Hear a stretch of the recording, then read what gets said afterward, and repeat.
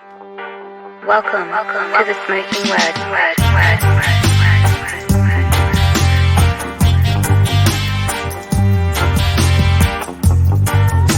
Welcome to the Smokin Word.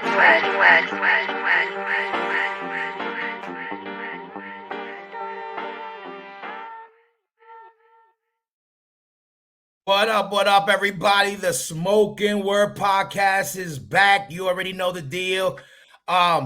Like always, shout out to everybody who taps in, everybody who complains about the weekly episode not being weekly every time, but also shout out to everybody who's been copping the EP.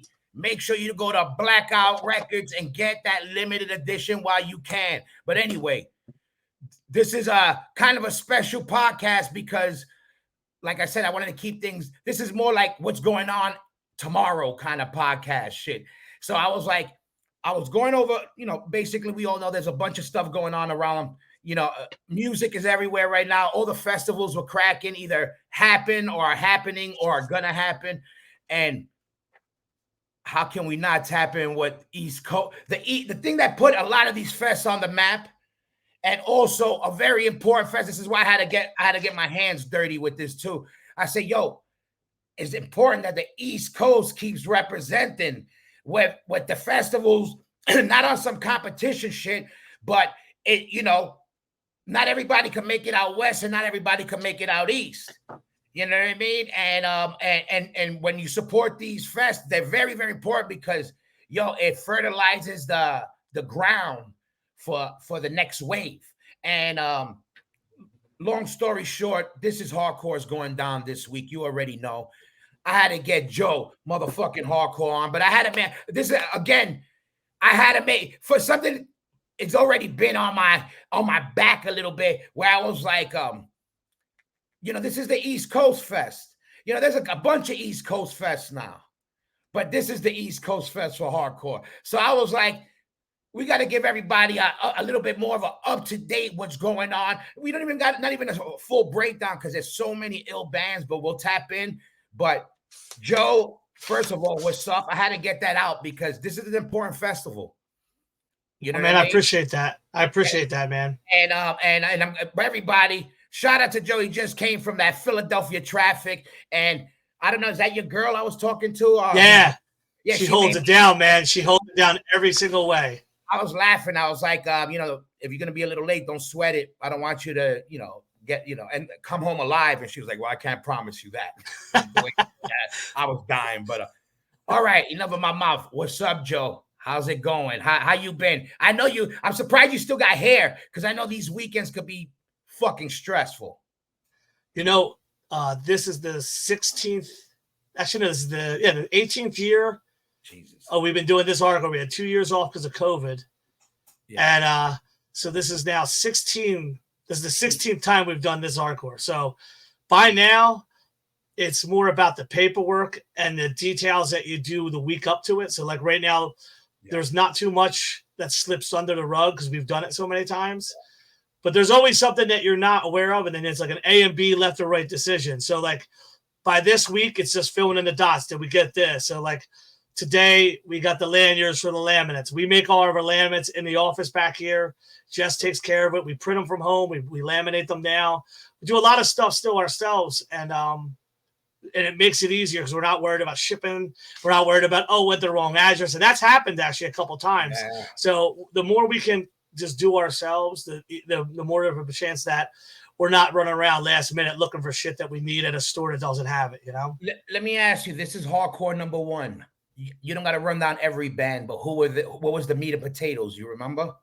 The first headliner, like overall headliner, was H2O and John doing the Fearless Vampire Killers. It was before he would do the Cro-Mags. Wow. Both of them had happened to be playing Philadelphia with Rancid the next day on a Saturday. So we got them for the Friday night. The first headliner was hoping to be Leeway, and Eddie and them were coming back, even with AJ, to New Jersey. And I was trying to get involved. It took me a 3-hour conversation. Eddie was great. He would hit you with like, well, how long have you been doing this? How do I know you're going to pull this off?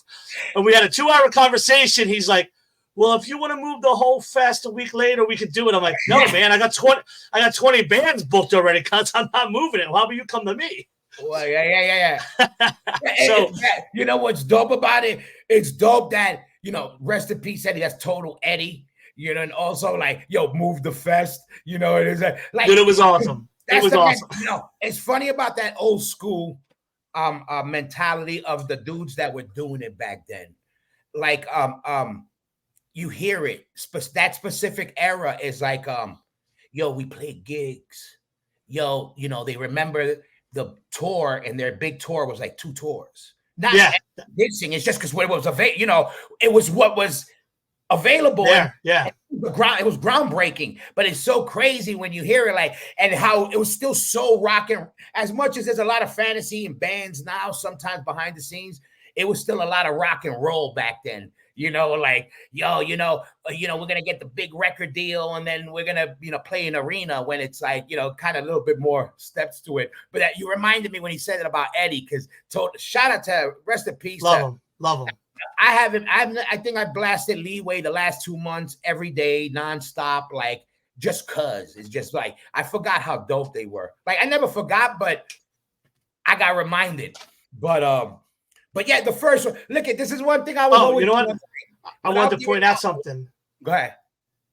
When you said about the band coming up, the reason why This Is Hardcore happened, we were trying to put a bill together in Philly because the year before Hellfest 05 fell apart. And that room, my partner Sean from R5 Productions, who got us all at the church, he said, yo, we could do a fest next year. So we put this thing together, and the band that held it down, so I had someone to tell the other bands we got. I called Scott. I said, dude, I know you're doing Sounds of the Underground. I know you got a lot going on. Would you do this fest for me? And he said, we're in, we'll do it. And that locked us in with like one real name. And what you were saying, as a band is coming up, as a band is growing, Terror didn't have to play for us. They played a huge festival earlier in the summer in Philly for us. But to hold it down with the DIY hardcore scene, he did it. And in fact, Tim Moore called me. He's like, you shouldn't even be announcing Terror. They're doing this other thing. But I know Scott's doing it for you. So we'll let you slide. So if we didn't get Vogel, and Vogel wasn't still on the hardcore tip, I don't know if we would have had a reputable big name to bring everybody else on board for the first year. So to touch on what you were saying, even as these bands are rising and like trying to grow to the next level, it was dope to see Scott say, hold on, we'll play that Metal Fest, but we're doing this is hardcore thing that's never happened before. Yeah, I love it. When you count the first, obviously, it's kind of the first one, you kind of see it as, all right, I'm setting up a show. You know what I mean? It's like a big show, even though if it's smaller than the rest. When you started it, you went in expecting to do this, like, yo, we're going to do this. Or were you banking on that one working out to see if you're going to continue? Or you said this is a one-off and it worked out? Or you were like, nah, we're going to do this? If you read the mission statement, it was like getting away from the Hellfest model. Like the mantra was like, no more of these big venues and this corporate entity. We need to bring hardcore back to something real and because at the time, if you saw it, like, you guys were in Madball, ripping it all over the world, but you go to Hellfest and you're not getting treated like Madball. You get they're just one more band on 6 stages. So the concept was, we want to do this fest every year and focus on the DIY, the stuff that was coming out, because in the mid 2000s, everybody was getting a different deal. Everybody was going on the Ozfest. And so doing a regular hardcore was like seen as like, that's chump change. I'm trying to play with Ozzy. It's like, Ozzy. Yeah. How the fuck you playing with Ozzy? You didn't even play here. Like, you're not even selling out here. Yeah, fuck. It's crazy. The music scene. Wow. Like, I was jaded for a long time, for the point that, unfortunately, I got to see what happened backstage of the Magic Show for many years. Yeah. And, I see all the smoke screens and all the shit, and a lot of shit. It's shit like that, that people thinking they're bigger than they are, or, vice versa, whatever. It's just crazy. The whole thing is just a mental. It's definitely a psychological game. Promoters, managers, band members.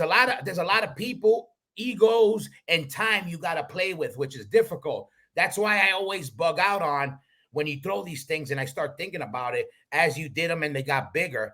I was just thinking, like, without the first one, all right, going back, the first one you did, was it a 1-dayer, a 2-dayer? 3. We jumped out with 3 days. Okay, so good. This is a question to go for that off the grip. Yeah. How the fuck? Besides, you know a lot of bands. You love the bands. I get it. How do you even start to say this is my day 1, this is my day 2, this is my day 3? Because you being in a band, you also know band members are looking like fuck. They gave me the Sunday, or I'm playing after. You know, there's a lot of psychological shit that go. Oh, I'm in a melodic band. They're putting me next to fucking a heavy band. You being aware of it, that's good that you're part of it and you kind of could be aware of it. But man, there's so many bands. How do you is there a method of starting this, or you just kind of throw shit on the wall and then move things around?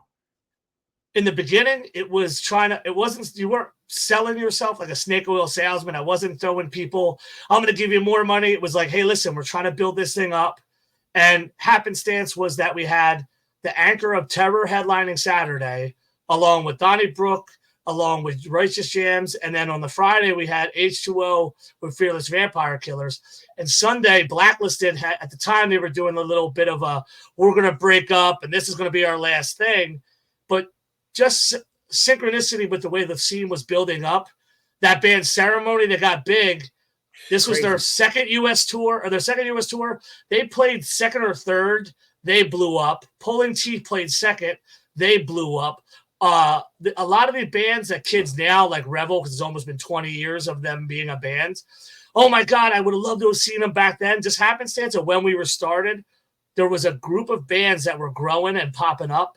So the younger kids who were maybe 19 in 2006 were like, this is the beginning of their hardcore thing. And so we had so many random bands that were just like in the midst of happening. And then we brought the Death Threats and the Wisdom and Chains and all the Real Homies out. We had the standard of what was already going on, but we got to add to it. And then rolling into it every year, there was bands that was like, you got to have a budget. You got to know, like, if you're smart, you got to know what you're going to pay for your bills. And then once you know what the room costs, you know what you got to spend, because you're not going to sell a room out. And we never, ever planned to ever sell any rooms out, even though that would come later. We kept it modest, like, hey, listen, if we can get 60% of this room pays the bills, we can get to back end, we can hook the bands up more. And it took years for us to get to that point. But it really does come down to what you're saying is a balance. We were saying, like, yo, we can't put this crazy heavy band. And at the time, now we're reversed. Back then, this heavy shit that's going on, that was not the tone. And this heavy shit was like, oh, here's a heavy band. We want that fast shit. Yep. And now it's reversed. You got to like balance when, all right, we can't have it's changed dramatically in the last 18 years. But from being a promoter since I booked my first show when I was 16, turning 17. And so, by the time I was doing the work, and this is hardcore, I've been doing shows almost a whole 10 years. And I had Sean Agnew, who is one of the best DIY promoters till this day. And I had him like dealing with the back end, explaining to me, hey, if we're going to budget, we should do this. This is how it should run. So I would be an even bigger wizard if it all came out of my head. But I had the platform of my mentor, who was as DIY as it come, knew how to get a frugal budget, but never ripped the bands off. He really showed me the point of, if the money comes in and we pay the bills, this is what you pay the bands, and you're not walking. It's not like back in the day with the we talk about Leeway, when like the whole show would sell out and a band would get paid $500, but the promoter walks with $5,000. Yeah. Like it was really about a balance to give the band something fair. And that's actually how we grew, because we paid people fair. And then later on, it would get kind of the guarantees added zeros and we had a bigger access. But early on, it was just exactly what you said. We booked it like a hall show. And that's still to this day with a bigger venue. I rent the venue.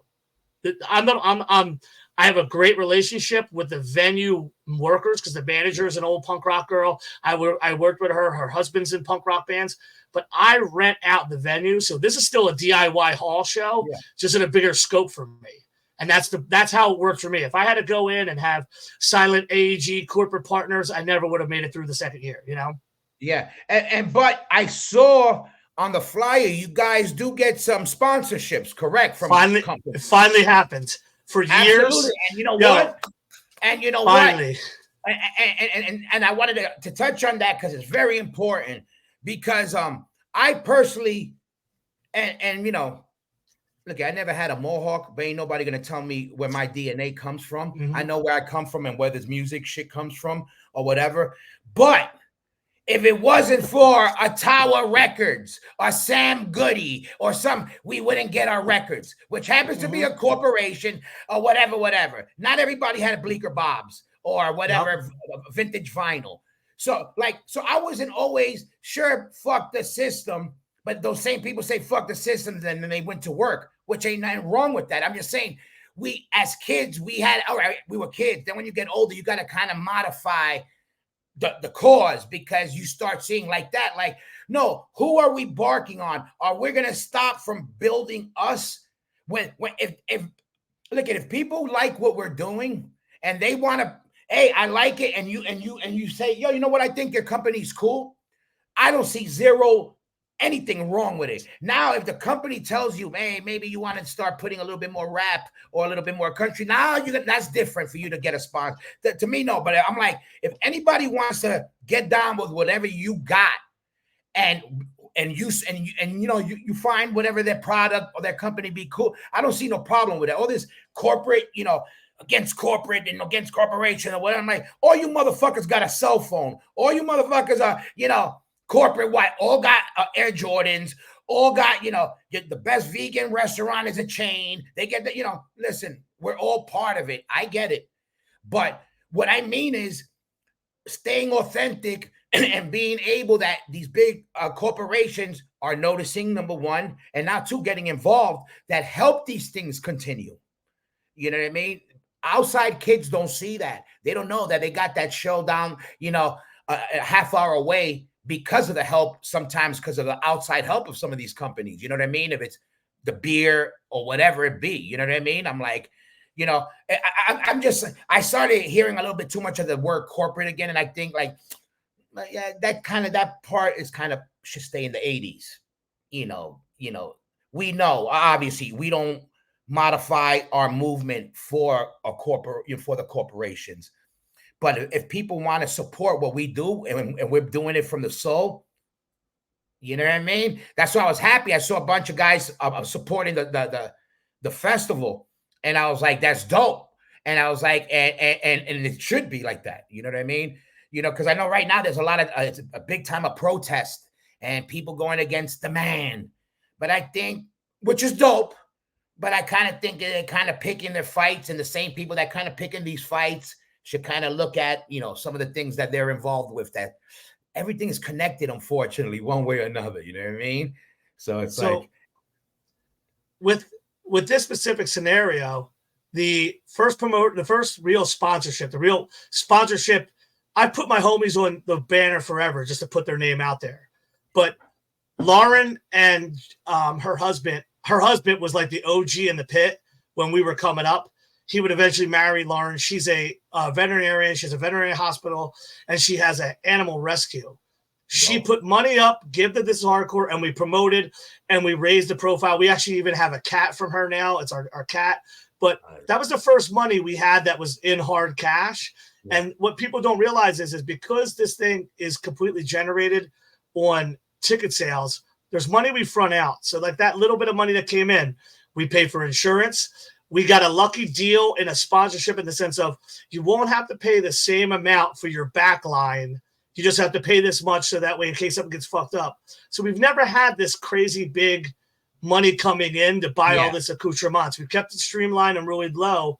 What happened is, and this is a Jackson Heights, Queens, hardcore motherfucker, Carlos Ramirez from No Echo. He is really involved with PBR. And he kind of crossed the thing to Greg from Mongoloids and Hold My Own, who's a big part of this hardcore, and was like, yo, does Joe want to be a part of doing this? And our venue for many years, the big venue, they were not corporate owned, and it sucked. But the manager was kind of like, I have my own deals.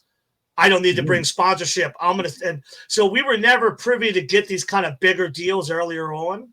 So now with our new relationship with PBR, and then another hardcore cat, he's a manager. I had him on my podcast. He's in a band called Ends of Sanity. He's a longtime Long Island dude. He's also toured DIY style forever. He manages Drain. He manages a lot of these metal bands going on. He brought Monster to us. And so now, again, this is money that in lieu of us just go. I mean, we're not buying bullshit. We ain't partying with it. This supplements and this subsidizes outside out of pocket costs ahead of time for us, because I pay for my own insurance. Again, this is a rental hall. Yeah. You know, like the money we pay to the venue comes at the end, but I need to have a lot of I'm not paying millions, but I'm paying several $1,000s to have several $1 million worth of legal coverage, so kids can stage dive and do what they want. And out of pocket, that's a pain in the ass. So these things help us. And it's not like, and it's very important you said about the thing about the protesters, the same people the same people who are drinking these big companies' products. They're taking these big pharma drug recreationally. They're smoking cigarettes. I'm straight edge, so I can say all this shit. You know what I mean? Like, I'm a 44-year-old construction worker. I hear you. Yeah. Like, you know what I mean? Like, shout out to Monster. This is why a lot of people back would talk shit, but shout out to Monster. Monster's done more for hardcore bands than I don't know what other major company, straight up and down. I'll even say it, more than Vans. Vans maybe helped out, maybe Punk Rock California. You know, no offense to Van, but I mean, Monster across the board never would I never even heard a story of them even trying to get involved with the, as far as what they want to hear. They just like what's going on, and boom, without that help, again, it helps, more money to the festivals, and especially like you always made the bands feel beyond comfortable. And with that, the bands will get that comfort, and they'll understand why, those extra goes a long way, from the backstages to the extra, catering. You know how that is. Everything costs. And most 9 out of 10 people they think that they don't. They think you pay for a club, you get, they pay at the door, and at the end of the day, you split it up. It's like, things ain't that easy. You know what I mean? No. And especially something, this fest became really sophisticated in a way. You know what I mean? Like, anything multi-day becomes tricky to be multiple days and successful. You know what I mean? So this always bugged me out. And I'll kind of ask you the question, and we'll go into the first day of the festival. Yo, Gator, you got the first day up? I wanted to ask you this. So I know you got all these bands, right? You got this, a big bulk of bands. This is the first day, everybody. So how did you, briefly, you don't got to break down every band, but what made you say, okay, this is how we're going to set this shit off? So everybody, real quick, we got No Grave, Black is Dawn, Domain, Brad, shout out to Brad Dobad, Bomora, Strength for a Reason, Demise, Morning Again, Shattered Realm, E-Town Concrete. Okay, that's Friday, August 2nd. All right, Gator, you can pull that down. Now, what makes you say, out of all those bands, where did you start that day? What was the group of bands that you started with on that day? Like, do you remember? Like, yeah. So that's an important day. No, So we got as crazy as doing 4-day passes, and that just got crazy. So over the time, we went from a 3-day ticket to a 4-day ticket, and then we changed it up. We said, all right, we're going to do a Saturday, Sunday ticket, and we'll have a Friday show and encompass it as part of the weekend. Because some people have to fly in. They want to come early. Yeah. I wanted to give a showcase to the Brats, to the Domains, Demise, and this is a 650 cap room. So you're going to have a band from the East Coast that sells 2,000 tickets in our home state of New Jersey, E-Town headlining, a 600-person room.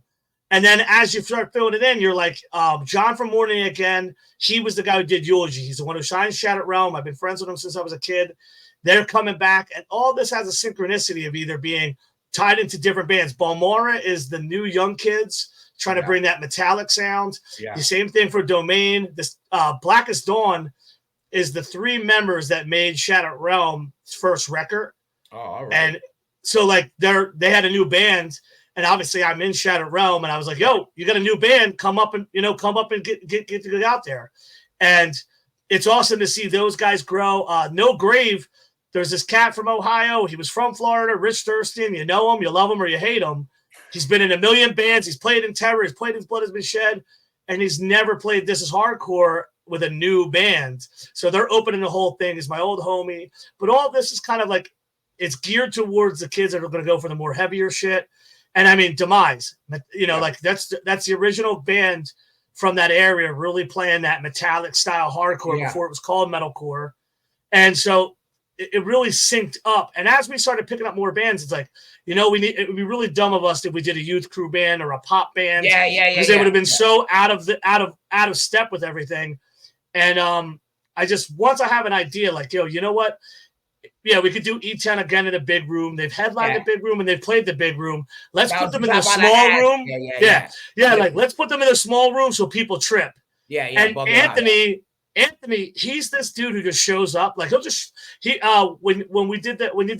Thompson Square Park show happened, me and E were hanging out. I'm like, yo, that's Anthony from E-Town. And it came over with wine. And we're like, why do you have wine? He's like, I just came over. This shit's crazy. Like, he just showed up at a Philly show and was like, yo, can I get into this? And he came to hang out with Earth Crisis at Underground Arts. And he's like, yo, this club's awesome. Can I play here? I'm like, yo, we'll put you in here. So E-Town in a small room, a lot of heavy bands is a great way to start. And your man, Danny Diablo, Lord Ezek, guest DJing as the after party.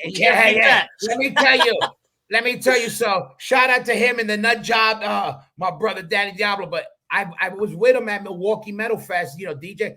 He's perfect for that. He really is. You know what I mean? Like, to have him in between, it's like, having, like, we got to put a cage for him, though. You got to keep him in a cage.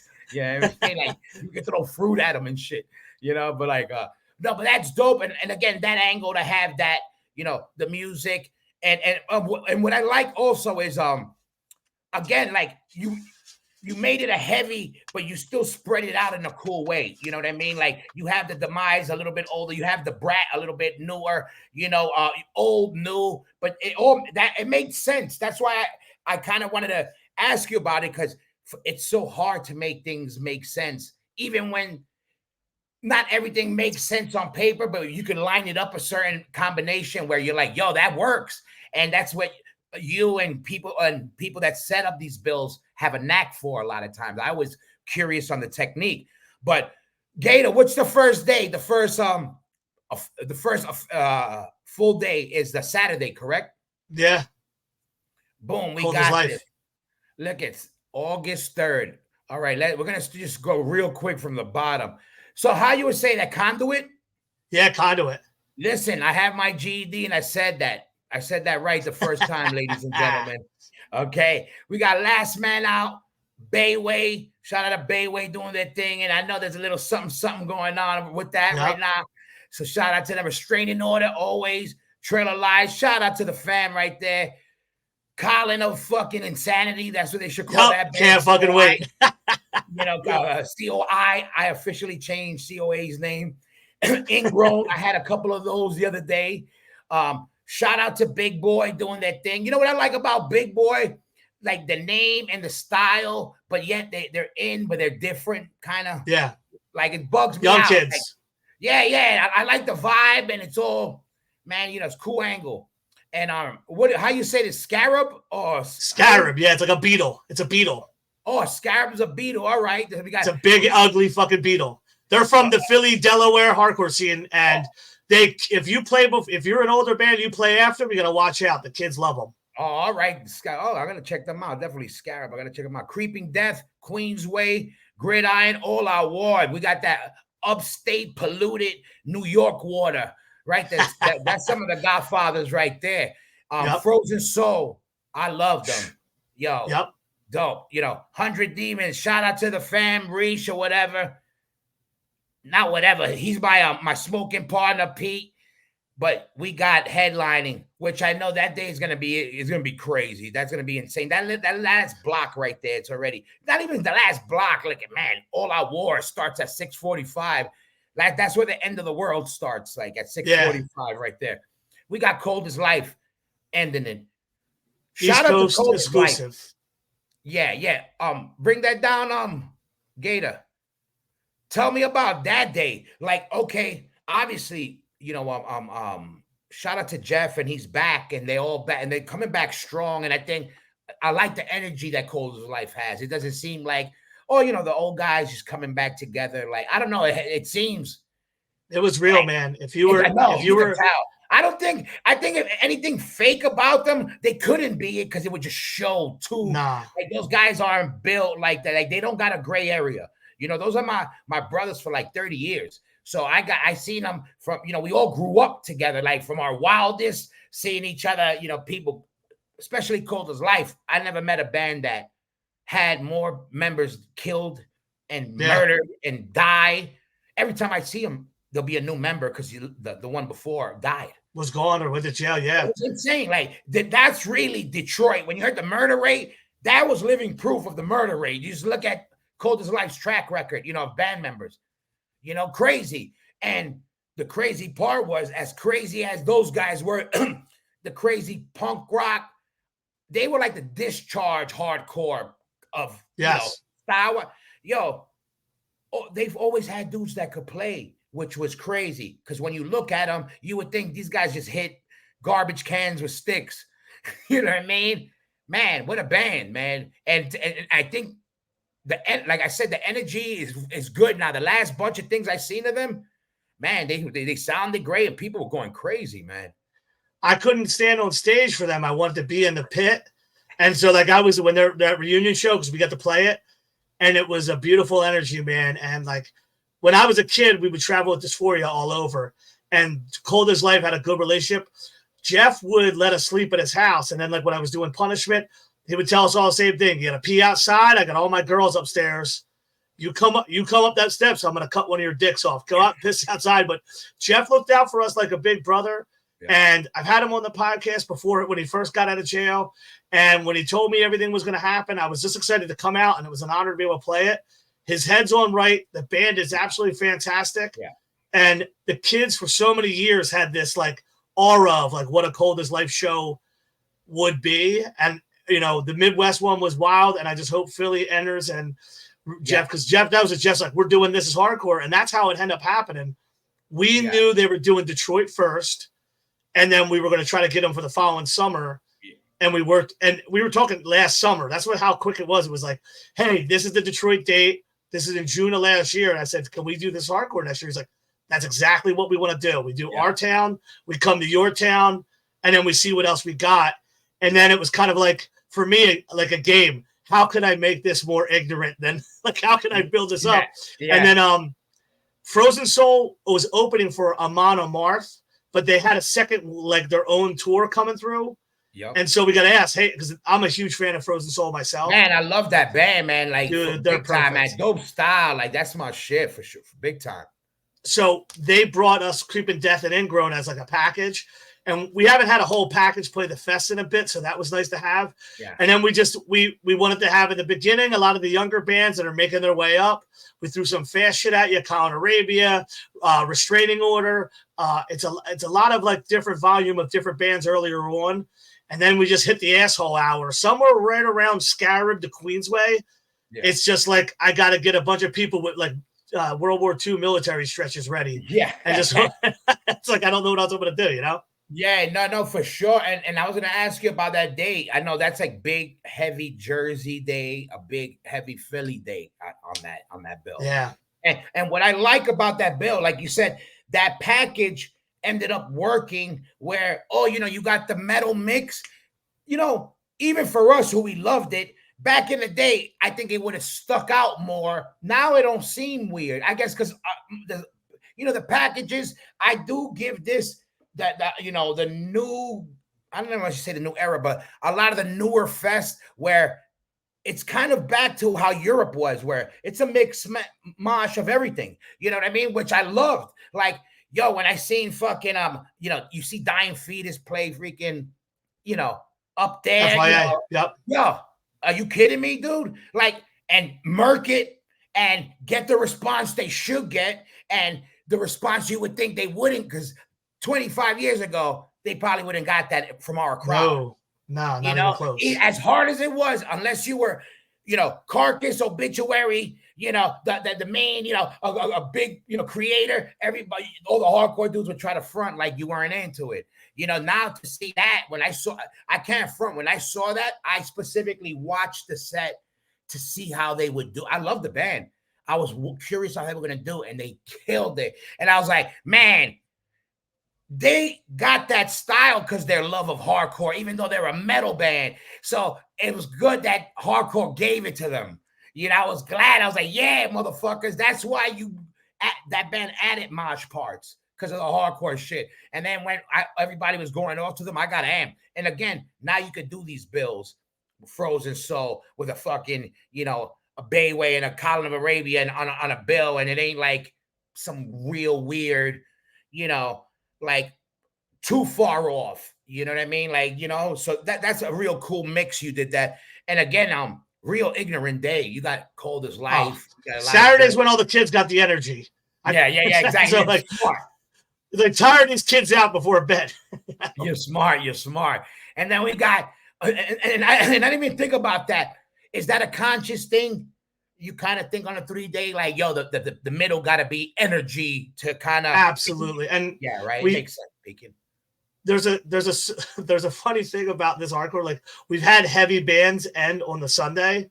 Yeah. But it's like, the energy's lower. And on top of it is rough. People are getting kicked in their fucking head at like 9:30 on a Sunday. Yeah. But then like when we end with like a Gorilla Biscuits, or we end it with Saves a Day, or we end it with Shelter, or end it with H2O or an Exploited. Yeah. Everybody's up front, everybody's singing along, and everybody walks out with smiles. That was so crazy. Like, Bane last year, they did the first thing at this hardcore back, and you know, like, we wanted to have everybody walk out of the fest on a high, happier note than this motherfucker just kicked me in the back of the neck, and now I have to go to the hospital. No, totally, and that makes sense, because I was like, you know, to the question I was asking before, like, when you set these up, I'm always curious, like, because these are things, you know, energy, the bands, what day is what. So that's good to hear that, you know, it's a conscious thing. Like, yo, you know, the peak gotta, you know, let's keep the energy, you know, it's a high energy output bands that their pits are output. So let's put them all together and have that game. Now you got that Gator put up the third day, bugged out when you got this. Because this day could be any day. This could be, you know what I mean? Again, that's why it's kind of bugged out. So this is a long day too, right? Sunday, you kind of... Actually, this one for the old people, I know I'd say it that way. We never had a headliner end earlier than, like, they would start at 9:30, but it would take 30 minutes to get on stage. God willing, Black Flag's actually on at 9:25, and we're not there till midnight, you know? Yeah. Got you. Yo, check. So look at everybody. Sunday, August 4th. And this is a Sunday, everybody. I want you to understand this as the Franklin Music Hall. This is a fucking Sunday. And it starts out with Shout Out, Ends of Sanity, Denied, Pale Horse, Haywire, Hangman, Out of Pocket, Missing Link, DBD, Death Before the Sauna already. Let me ask you, is Frankie doing that show or no? That's his first show. They had their first practice Monday, and that's their first show. Yeah, okay, good. So we're going to get to all right. So we got Death Before the Sauna and the tribute to Eddie. Now, let me ask you, without ruining anything, if anything's a surprise or what, could you tell us a little bit about that? I'm a Leeway fanatic, so I need to know. It's actually, so it's touching on how we started This Is Hardcore off with the Eddie Leeway saying move the whole fest. Over the years, he would say, like, because he was doing a band with Zach Bulldoze, and it was called Truth or Rights, and he'd be like, come on, Joe, put my band on the big dance. And it kept becoming like, I want to play the big dance. And so a couple times they did Truth and Rights. Then he did a different version of Leeway. And I told him, Eddie, just come and sell your merch. Don't give me no money. So Eddie became the old guy with a little merch and would hang out. And, you know, as you should take care of guys like that who put on for hardcore, I always said, come be a part of the fest. Don't buy no ticket. Towards the end, he played in 2022. He didn't look great because he was going through the cancer treatments. When they went over time, Kubla Khan took less set time because they were like, let Eddie play what he wants to play. Everybody was in the room and gave Eddie the love he deserved. And I thought that would be the end, but he was still kicking. And I said, Eddie, do you want to do this? He said, my band's ready. Hopefully my body could do it. And even leading up to, we were heading to North Carolina for a fest, and I was staying in touch with Matty Pasta. And he's like, dude, you don't know how much playing This Hardcore was going to mean to him. He kept saying, I wish I could make it. And so it was hard to take him off the flyer once I realized. And people were giving me shit because we announced. And they're like, he's in hospice. How is he going to play? It's I know. Dude, out of respect, I can't let this man look and be like, oh, we were replaced, because there's no replacing him.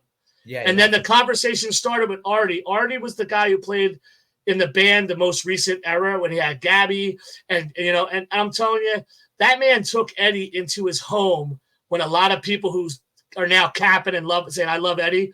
Eddie was sleeping in a practice studio, homeless and getting cancer treatments, and Artie put him in his house, and he lived with him and his son until he had to go to hospice. So Artie said to me, I got a band. I have no problem playing. Help me with singers. So Jay Mindforce is going to get up there and do a song. Puda is going to do a song. A couple people are going to do songs. Yeah. And this is just so people remember, like, Eddie wanted to do this show. We're not going to take that from him. And even his body not being there, his spirit's going to be with us. And so, like, we're just going to keep it 100 and let's see what happens. And it's to give him the love and respect that he gave to This Is Hardcore and to hardcore in general. Yeah, nah, for sure. That's dope because they're big. I mean, and I'm glad, like I said it before, like as a kid, I wasn't like really close with him. I became cool. We started talking more as men, way later. And we would talk a lot. He'd keep in touch with me and we'd be touching. And I got to let him know. I was like, yo, you're a big influence on my style. And also, I was a street kid from Queens, I wasn't about the mohawks and the fucking, and the painted faces. But when I saw a dude with some swag doing this music, I was like, wow, okay, there's a space for me, and he was one of those guys. So, and the band, shout out to AJ, shout out to freaking rest in peace, Mikey and everybody, all the OGs, man. What a band. So it's dope that you have it. And that's right there. That's at 5 o'clock, you got the tribute. So that's like, right there, you right before that, you go get a little bit of brunch or whatever, late dinner, early dinner. Then you go see dinner. Then you go see the tribute while you're fucking digesting. And then we got right after that. I haven't heard them, but I've heard. I love. You will love them. This is a legit, real deal skinhead shit. Not this half-ass in it. And Josh, who's been in a million bands and has been a skinhead all through hardcore, not got bald in his 40s, so puts on boots and braces. Yeah. This is the kind of guy who could have made it on a CBGB's matinee in 1985. Like, he's a big, huge person, huge in hardcore, been in a million bands through Boston. And this band isn't a parody, but there's some tongue-in-cheek, fuck you in like a raw sense, like it's not a band to not take seriously, but there's a bit of let's put it this way. It's a mean, fun band playing skinhead songs. And in a time where a lot of people casually bop in on the skinhead shit. Yeah. These guys do it right, man. I heard about people talking. I think it was Busky goes, "Do it, love it." I love the name, and even what you're telling me, I love it even more because people forget, man. Skins, oi, it's pub music. A lot of shit is tongue in cheek, fucking around, big joking. That's kind of this music was that, like jumping on each other, saying stupid shit to get, you know what I mean? Like, so people kind of forget about, like, especially oi music, you know what I mean? Any pub music, you feel free to throw a little bit of fucking tongue in cheek ignorance in there. It's, it's all fun and games. But I love that shit. I've always been an oi guy. I've always been an oi thrash guy more than a punk guy, as far as the hardcore side of it. So I back anything that's good. And there's been a lot I gotta say, it's definitely the skin thing is trending, but there's a lot of good oi coming out, I gotta say, man. So who else we got? Oh, we got the boys, Pain of Truth. I think they're holding it down they're the next era of New York hardcore, man. I was just gonna say, before we switch in, I was going to ask you because I feel that I was like, do you think? Which I was going to say, they're basically holding the torch right now for New York. They took the elements of your generation, New York hardcore, brought it to a modern period. Michael now holds it down in Long Island. They do their own shows. They're not just a band playing. He's got his finger in the game on this stuff. Killa's also in Missing Link, which is another hard ass band. So you've got a band that's representing the modern New York hardcore scene, playing atop of so many bands before the fest lineup transitions back into the old school, and that's the best way I can honor them. Hey, this is you're the big name right now. You're the one rising. We're gonna give you that rising star. Now kill it for us, Oh yeah, now for sure. That's a good. They got a perfect spot right there, and and they're doing their thing. It's good them they're repping it, and they rep it the right way. You know what I mean? They're not trying. They're definitely waving that flag, letting people know they're a hardcore band. So I love that shit. And then we got the OGs. First of all, I was a little upset. I saw the other day Into Another played fucking in the city, and I didn't get to see them. I probably saw more Into Another shows than Richie did. Yo, shout out to Richie and whatever. But the king. Yeah. Oh, the only guy to come from the Upper West Side and get love from the Lower East Side, right? Yeah, I even tell him. I even go, yo, he had me listening to Shire music on the Into Another record. Those little interludes. I was like, yeah, that's Shire music, and he's just dude. He was in bands as a teenager in the Peppermint Lounge, man. Like he was in rockabilly before the word hardcore punk was a thing. Yeah. I had him on my podcast and was mind blown by that. Yeah, no, that was like something that skipped out of me. I was like, I came in there and he's like, well, actually, I was playing in Peppermint Lounge at 16. I'm like, what the? And he's the only guy who could go from being like an old school boogeyman, Richie was hard, to being like what he progressed with Into Another. And then honestly, the Underdog might be one of the best modern younger kids, even like when they would do the rehash posse stuff. Some people would get them and some people don't. But you ask any like original dude, they'll tell you the Underdog 7-inch and all that was some of the best hardcore ever put out. Like all my old heads, they just like you got to know Underdog. And they've always played This Is Hardcore as a Thursday show at the church. The only time we did a Thursday night. And I'm telling you, it was an old school wall of kids the whole time singing every word. Shout out to Russ and them and Richie. And I want somebody to prove me wrong, but I've coined the drum break in the one track, the first hip hop drum break in a hardcore track ever. Why don't you get the fuck away from me? I think that whole drum break from that fucking Underdog shit is the first hip hop hardcore kind of mashup thing on wax. You find me something before that, and I'll give you a fucking $1. So, but if it wasn't for that, I remember being like, yo, that's some straight up hip hop shit. Again, if it wasn't for pieces like that, Eddie Leeway with a Yankee cap and the swag, and it wasn't for finding out Roger was Latino. Okay, that's very urban element right there. I got a space for me. You know what I mean? I don't like wearing a leather jacket and this. Wow, he got a tank top on, a jersey on and shorts. Wow, that's more my style and sneakers. Yo, but I like that heavy shit, but I like that look. Also, I could show up there and it don't matter. That was the beauty of this hardcore shit. But Underdog, man, is good. And you know what I love about them too, that since they do their little shows coming back, it's not like they're just milking it. I think they really genuinely, you could tell it feels like, I see it with Richie watching him. I think he's having a good time being up there just singing again, Well, it's like Into Another was the, hey, I want to do something beyond hardcore. And it's always going to be loved. It had a huge impact in the way of just like they changed hardcore with the hip hop style. As hardcore was shifting in the early 90s, a lot of these bands wanted to try to be more melodic. That fucking Walter was in a bunch of these bands and pushing everybody towards that. And I'm going to tell you that Into Another has its own place because of the fact that it's a guy who, he did one of the biggest New York hardcore tours at the time and being in Utah today. Then it goes on with the Underdog stuff. He ends up into Another. This guy's like a paragon of our community. And now in this age, he's just having fun doing it. It's awesome to have him on the show. Yeah, no, for sure. And it's good. You could tell, he'll do the Underdog, the Into Another stuff. And play again, and Into Another was, I know for a fact, all of us, the fellas, were probably, their crowds were small at first, but we were like deep for like their first 20 shows. And it's funny, later, Richie, we didn't really know Richie like that then, but then afterwards, he was like, no, I know you guys always roll deep. People didn't expect us, but we were like that, and the Quicksand 7-inch, that we were like, nah, that shit is some hard shit. You know what I mean? It was like, so we, and again, the hardcore shows were kind of shot. So it was the next best thing. We got some of our, some of the guys, our heroes, playing in these other bands. Anthony Rodeo, shout out my brother Ant. He had one of those bands too called Angry Head. Everybody was doing the alternative or post or whatever you want to call it, which is cool.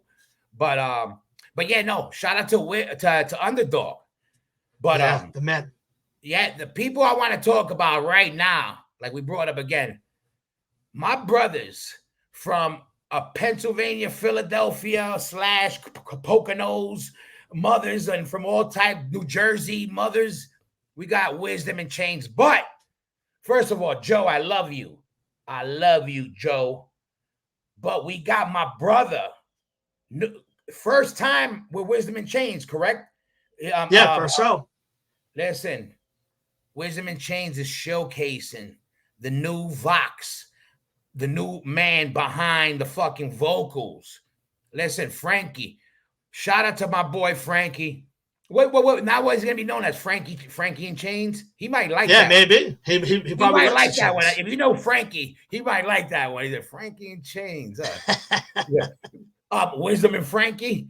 No, but Wisdom listen, on the real, when I'm a little not mad, but I talked to Richie here and there, man, and I was a little pissed that I didn't know about when this was gonna kind of pop up. I like knowing sometimes the little things that are happening, but he had mentioned it, and then but it was great when I heard because I could never think of anybody who could I never thought about ever Joe being replaced, but Joe is such an ill singer and a specific style of singer that it ain't like they come a dime a dozen. You know what I mean? It's hard. It's a very hard vocalist to, even if you don't copy it, to do your thing too, because it's very melodic and I don't know. It's very, very technical. And then when I saw Frankie, I said, wow, he could do it. I never thought of that, but if anybody could, he could, because I seen Frankie do a lot of ranges of music from, the more folk stuff and whatever. So I know it'll be a Frankie style, but I know he gets it where he knows how to, where he could dirty things up and he knows how to get melodic. He does a lot of the folk stuff and he's been in enough pubs to, these Irish motherfuckers, you know how it is. There's the rhythm in you from just singing and being around that element. It's constantly singing. So it makes sense. Wisdom is on an oi tip always to me. As much as Richie says he hates skinheads, they're like on an oi vibe. And what's that? Pub music. What comes with that? Singing, drinking, melodic kind of. And when I heard Frankie was gonna do it, I was like, man, I'm dying to hear it. I don't. Have you got to hear any of it? I don't know. No, they did their first practice. They did their first practice Monday, and as everyone who's not musically inclined or has played with them, the immediate reaction was like, well, no one can do it. And it's like over the years, as you grow, not everybody's going to be Zoli and keep that high pitch. Yeah. So Joe's tone was even starting to change, that they were thinking about changing to a lower tone to stay in key with his voice. Yep. And people see Frankie, yeah, he's a giant He-Man looking tattooed gorilla, but that motherfucker was playing full chords, weird octaves the whole time through death. He's a musically trained person. He could play a lot of different instruments. And on top of it, he's got this inner drive discipline-wise that if he wants to do something, he's going to do it. Yeah. And when it really comes into it, if you're a fan of Wisdom in Chains, you're choosing to either watch the band get buried because the time with Joe is gone, or you got to accept that there's a new era and these guys are going to try to continue on. And it's not like tomorrow they're going to become a beatdown band. It's not like tomorrow they're going to become a ska band. So the respect is there that they even tried to carry it on. They have almost 100 songs they never got to record because they didn't get to put the time into it. They've got a lot more to still do in this world. And there are people all over the world who love them. So I hope that people just give them the chance. Also, the Lord is with us today. Serendipitously, as we started talking about Wisdom, Richie texted me. I said, yo, I'm on the Hoya podcast. He goes, yo, say hello, send him my love. So you see, that's my brother right there. You see, he knows, he feels that. We on the same wave on a lot of things. Shout out to Rick. And, again, Joe, what a singer, shout out to my brother Joe. When I heard he left, I understand, as me being in the same position, maybe we have different reasons, but I understand people got to make their moves or whatever be the reason. Yeah. My whole thing was that, there's always a little things, I just wanted everybody to be happy. It's as corny as it said, when I heard that, I was like, man, I just know Joe. I hope Joe's good. And I'm like, man, I hope the boys are good with the band. And then I heard right away, because I know it's tough. And I know they love, Richie loves playing, Luke, they all love playing. So when then I heard, the Frankie, and I know Frankie was keeping his feet wet with the music, no matter what. And then I said, wow, and he understands. And I think Joe would be, I can't speak for him, but I would feel I'm flattered and in the best way that they got somebody who they think that would be able to represent my spot, and they picked a guy of a caliber that not wasn't just anybody who signed up for the job and could reel it in. You know what I mean? Because besides, I know they were very close as friends to Wisdom is a band that's been around for years. There's a bar that you gotta fit. When you heard Wisdom, sonically they want to be tight, and the vocals were there. You can't just anybody will be like, yeah, I can sing, I can sing. I know they took the time to be like, yo, this gotta be the right guy who is gonna be able to kill it with his style, and it happened to be somebody they were really close to too, which worked out in an amazing way. But I don't think it could work out any better. I haven't heard it yet, but I could totally see it. He's like a Merle Haggard, he's like a fucking, and Wisdom got that, they got that folk soul kind of thing. So I'm really curious. Richie and him had a band called Trust and Few. In 2006, they had a band. It was dope. They did an EP. It came out on Spook City Records. Frankie got busy with the wife and the kid. They never really got a chance to pursue it. Ironically, now that Richie's got the wife and the 2 kids, now they're able to join back up. But back then, people were saying the similar thing, like, oh, this is great. The match of the Wisdom and Chain style music with Frankie's voice. And that's before, we've had, it's the same amount of time. It was the same year. This is the first as hardcore. In that time, he's never stopped bettering himself as a musician. And on top of it, for me personally, as a festival promoter, and Richie Crutch is, when I was on house arrest, that motherfucker would call me 5 times a week and held me down because he was like, yo, are you doing good? Check it in. And obviously we do a lot together. We do the big shows together. We do the podcast together. Like, that's one of my number one dudes in this entire world. And I'm telling you, if he didn't think it had the quality to do it, he would have just put the band to death. So at the show that he's done, the only year they never played was 2012. They were booked on a tour with MAD, and they had to cancel last minute. And I was going to make more time and put them on this hardcore 2012. They said, no, we played every year. So they've played every year besides 2012.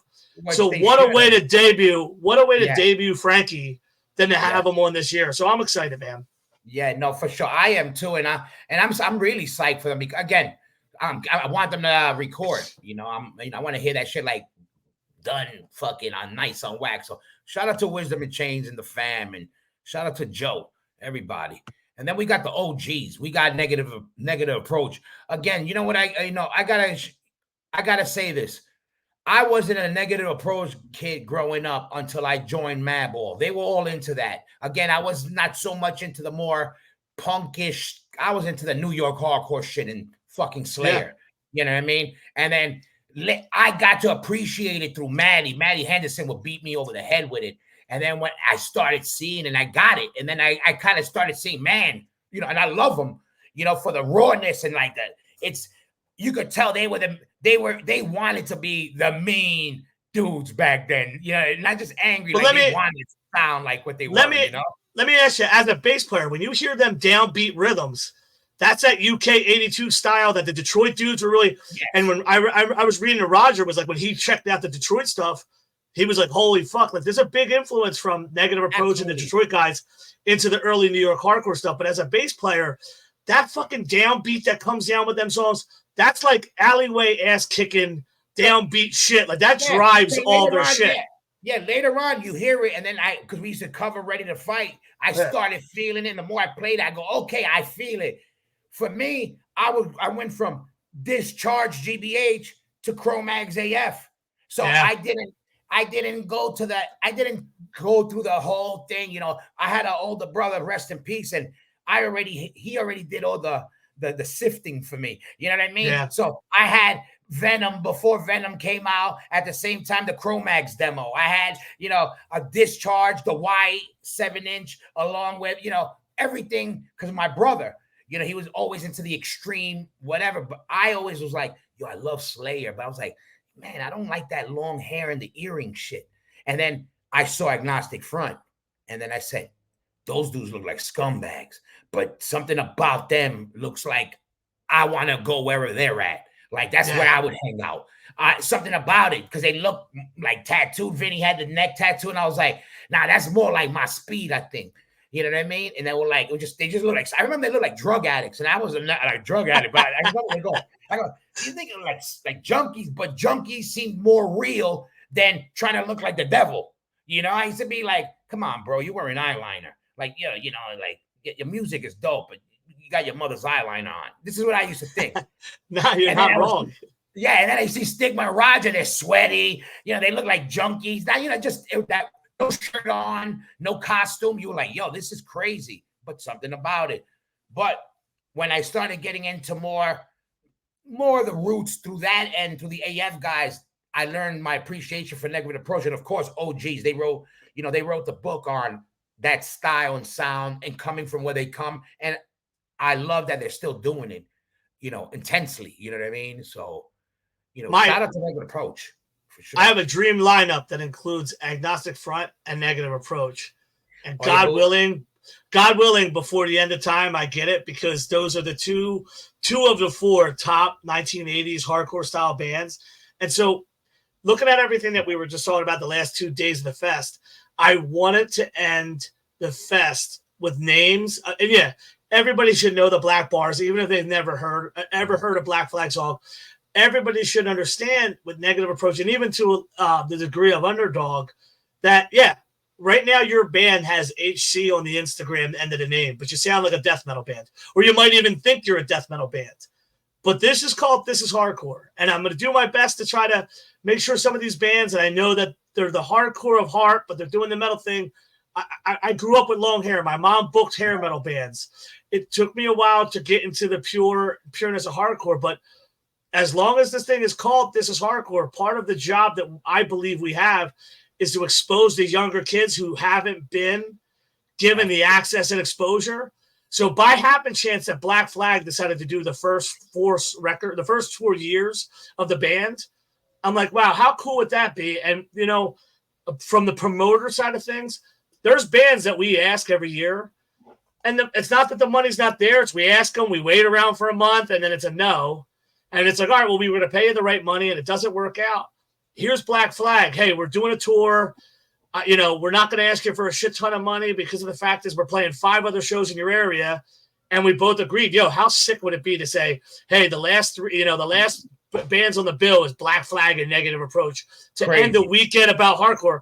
And God willing, these younger kids who survived Saturday and don't run home early Sunday, they're going to get exposed to the forefathers of all this. Now, it's not just the music side for Black Flag. Whether you like Greg Ginn or you don't like Ginn and Dikowski created like the Oregon Trail of how to do a U.S. tour. Before there's only 1 or 2 tour bookers doing whole tours, and one of them was Andy Summers. The Black Flag tour route became how everybody would travel from the West Coast to the East Coast. These guys brought their own fucking PA system. They bought a box truck. There's a punk rock level to Black Flag that every single one of us, whether it was Madball, Agnostic Front, any band I've been in, we all took from them, because they were forefathering just getting on the road and trying to make it fucking happen. Regardless if they don't have great breakdowns. Actually, they have some hard shit if you actually listen to it, but it's not a modern breakdown. Yeah. You know, yes, it doesn't. We don't have Henry Rollins. No, we don't have, the other singers, but I always want to respect the old school, because without them, we wouldn't be here. And so I'm excited to see what happens. I'm excited to be able to add Black Flag, as we're almost at like 400 bands that have played This Is Hardcore.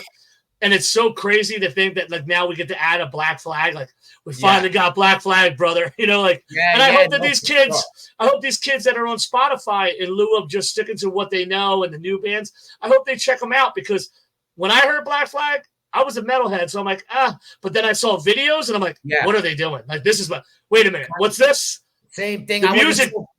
Musically, when I first heard them, I was not crazy. When I saw them and I was into skating and the skating with it, I was like, that's where it, but I get it, it painted the picture. That's why I shout out to videos, the music video. When you're able to put a picture with the sound, it kind of paint the scenario in your head. You know what I mean? Yeah, it's something important to us, and not every year we're gonna be able to have these guys. A lot of these guys are getting older, man. Greg Ginn's 70 years old. Wow, yeah, no, for so sure. I mean, for me, you have a lot of different levels in the different bands, and not every, if every single year you got the exact first pick of what you want, you would never have these happenstance abilities to do random shit. And I'm 2 years away from 20 years of This Is Hardcore. And God willing, we are able to put something together that represents that well. But every single year is someone from another country's first time, or some young kids. This is my first This Is Hardcore. And every time I go, holy shit, there's still new kids coming. It makes me excited, So I do the best with what I got. I try to make it work. And I try to balance the young bands with the old bands, the reunion bands with the old classics. And just, I want to see this continue, because this culture isn't just a Spotify link. It's an entire fucking movement made by people because they didn't want to be a part of something that was fake. They didn't want to have to kiss ass to the bigger music industry. And the only way we do this is if we put these things on, we support these bands, and we keep trying to make it grow. Absolutely. And that's why I said definitely, man, we got to keep promoting and supporting these festivals. And again, these are the breeding grounds for new bands, and also the stomping grounds for old bands to still get their feet wet. And more than anything, the thing that this thing of ours was built on was the community part of it, which you kind of make this mix mash of bands and styles. So you have the young kids, the punk kids with the skin kids, and the hardcore kids with the skater kids. And that's kind of the whole point. I think you did a great job of doing that. I appreciate you saying that. What I want to know is, besides that, to cater all these people, because the thing about that's special about This Is Hardcore is the community aspect of it. The ones that I played and went to, I had mad fun just on the hangout. You guys always had the food trucks, and there was food around. Let people know when they go to This Is Hardcore what they're gonna be able, what's available, because you guys had everything. There was vegan stuff, there was freaking all types of stuff. I remember eating like a savage all day. And what do you guys got lined up besides music, as far as for what could the people expect? This year's gonna be sick because we've never had a coffee truck. Oh, that's right. we never had a coffee truck. We got a coffee truck, and we got there's a guy. He's a local guy. He brings like 3 to 4 food trucks. So we're gonna have 3 to 4 food trucks, and there's always the vegan options available inside the venue and at the food trucks. And we got a lot of different vendors this year that are not just the big distros, not just the record labels. We got a lot of artisans that are like, we have a lot of people that are trying to do art. We have a person who runs a recovery program that is like mostly catered towards people from the American services, the military services. And with so many younger kids having problems with, just mental health problems, I really wanted to make sure that there was some form of outlet in the recovery and in mental health. I did that, Sarah, the Hardcore Therapist podcast. And I think the little things like that we do put us a little bit ahead of, hey, there's maybe some kids having a bad day might walk by that table and say, hey, what's going on with this? It's like I remember, every year we have opportunities to do weird stuff. And this year I'm just excited that we're able to put together like what I thought was a succinct, tight lineup. We're trying not to, dude, there's been years where like the headliner takes forever to get on. Yeah. Shout out to Civ for taking 20 minutes to get on stage and then asking for a wireless mic. I was like the most baller move. He's on stage. Do they have a wireless mic? I'm like, now's the time you're asking for this. So like we're trying to keep it so that way people don't feel like they're left out or they got to go home. And I think that you're going to see a very cool This Is Hardcore. There was a drama where the venue was having a problem with air conditioning and it went on TikTok, and it was like, this is the modern day problem. Are there going to be air conditioning? It was in the comments, and I was there this morning. This fucking shit's cold as hell. We got a coldest light plan, and we got a coldest ice air conditioning. Frozen, and cold. So yeah, hell yeah.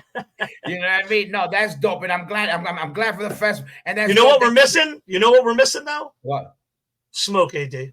You know what? I was just about to tell you. Next year, when you have Smoke AD on there, we're gonna have the weed truck. So we include the weed truck or the hemp truck for all you natural people. But you already know what's up.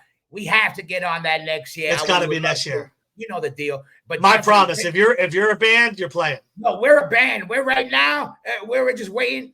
We're waiting for the word to get some shit booked, and we're ready to rock. The band is ready. So, but for sure, listen, I'm really glad you were able to get on this. We're gonna drop this tomorrow. Anything, dude. God bless you for thinking of us. I really just appreciate the support.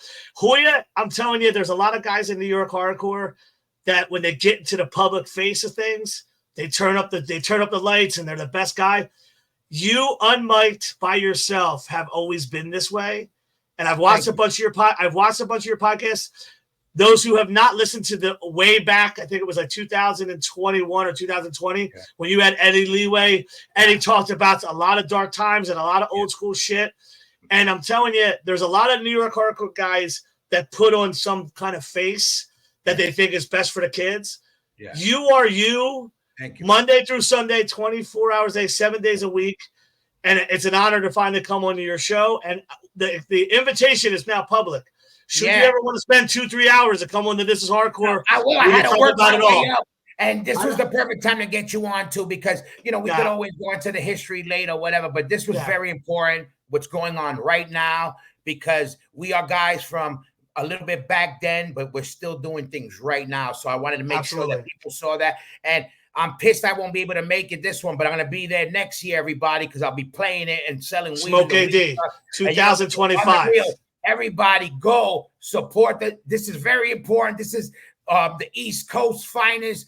This is hardcore. Go check out Joe. Go check out his podcast. He got a podcast with Richie. You got a couple podcasts. Let everybody know your podcast too, Doug, because I know you do a couple. You know what's funny is you said earlier on in the intro about people complaining about not every week. It's like, sometimes that shit happens. Yeah. This Hardcore podcast comes out every Friday. I do it from here. I edit it from here. It's 100% DIY. My girl Jess, she books the guests. I love doing it. We had a podcast rolling with OG Jeff from the Broad Street Breakdown and Vinny Paz. We had OG Jeff, me and Richie did Rule of Three. But, Richie's a father. He's got a lot going on. We haven't done it as often.